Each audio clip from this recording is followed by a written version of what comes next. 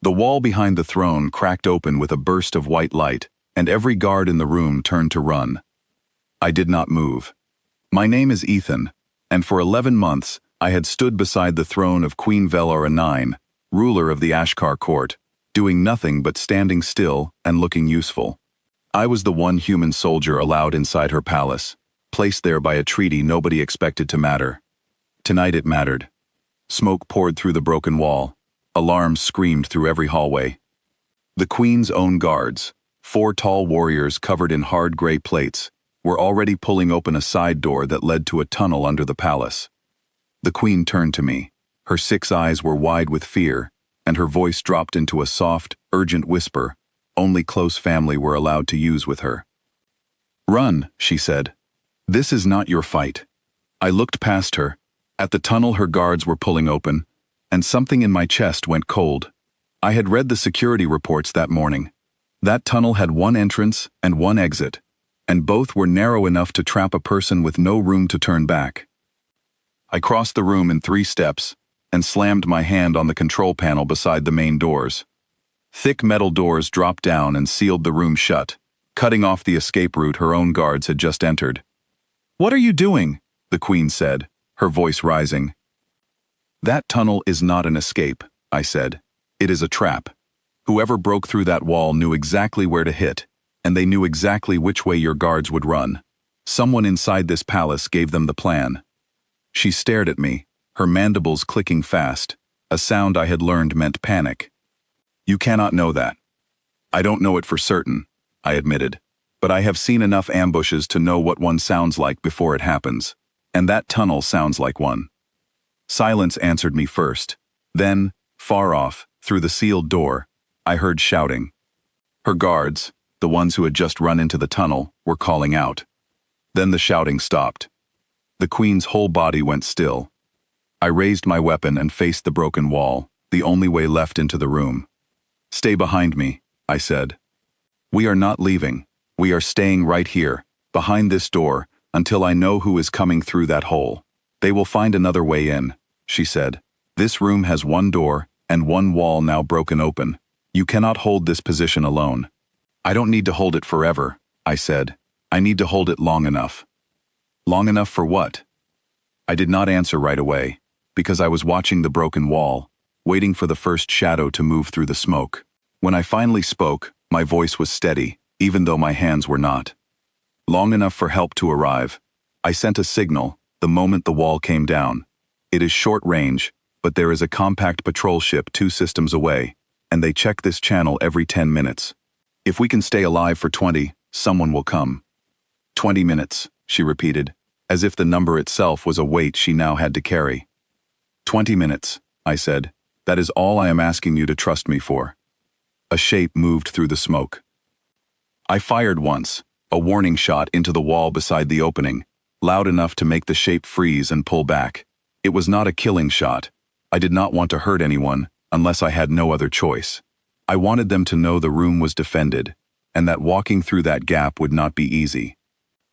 "Who are they?" the Queen asked, crouching low behind the throne, her long fingers gripping the stone edge. "I don't know yet," I said, "but whoever planned this knew the layout of your palace better than any outsider should. That means someone close to you sold this information. Someone you trust." Her eyes narrowed, and for a moment I thought she might argue. Instead she said one word: "Oliver." I frowned. "Your chief advisor?" "He requested leave 2 days ago," she said slowly, piecing it together as she spoke. "He said his family needed him. I let him go without question." "That's how he got out of the building before it happened," I said. "That's not a coincidence." Another shape appeared in the smoke, closer this time, moving low and fast. I fired again, aiming for the wall beside them, forcing them back without causing harm.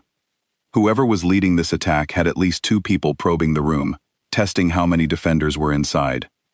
"They think there is a whole squad in here," I said quietly. "They don't know it's just me." "Then they will send more," the Queen said, "and you will run out of ways to stop them without hurting anyone." I did not answer that, because she was right, and I did not want to say it out loud. The minutes stretched. I counted them silently, watching the wall, watching the door, listening for any sound that meant the sealed door behind us was being forced open from the other side. Every few seconds, I checked the small light on my wrist device, waiting for it to turn green, which would mean my signal had been received. It stayed red. "Tell me something," the Queen said, her voice quieter now, almost curious despite the danger around us. "Why did you stay? I released you. I told you to run. You owed me nothing more." I kept my eyes on the broken wall as I answered. 11 months ago, I took this post because it was a job. Somewhere along the way, it stopped being a job. When? There was a night, about 4 months back, when a food shortage hit the lower district, I said. You could have ignored it. Queens usually do. Instead, you opened the palace stores and fed anyone who came to the gate, including people who had spoken against you in public. I stood there that whole night, watching you hand out food with your own hands, and I remember thinking, this is someone worth protecting. She did not respond right away. When she did, her voice had changed, softer, almost unsteady. "I did not know you were watching that closely." "It's my job to watch closely," I said. Turns out I liked what I saw. A third figure appeared in the smoke, and this time there were 2 more behind it. I fired a warning shot, but they did not stop. They kept coming, spreading out to make it harder for me to cover all of them at once. "Get down," I said, and the Queen dropped low behind the stone throne without argument. I moved to the side, using a fallen support beam as cover, and fired again, aiming carefully to slow them without causing lasting harm. One of them stumbled and pulled back through the smoke. The other 2 kept advancing. My wrist device beeped once. I glanced down.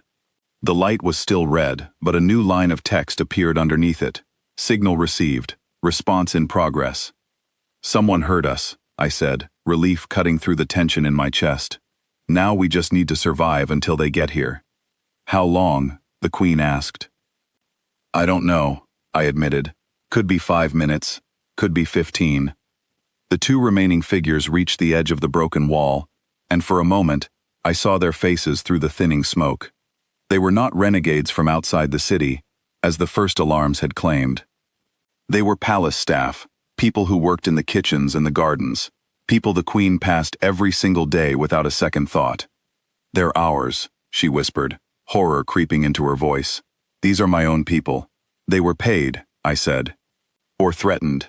Either way, someone above them planned this whole thing, and these 2 are just the ones sent in first." I raised my weapon toward them, but I did not fire immediately. Instead, I called out, loud enough for them to hear through the smoke. "Stop where you are. You do not have to do this. Whoever paid you does not care if you get hurt tonight. I do." For a long second, neither of them moved.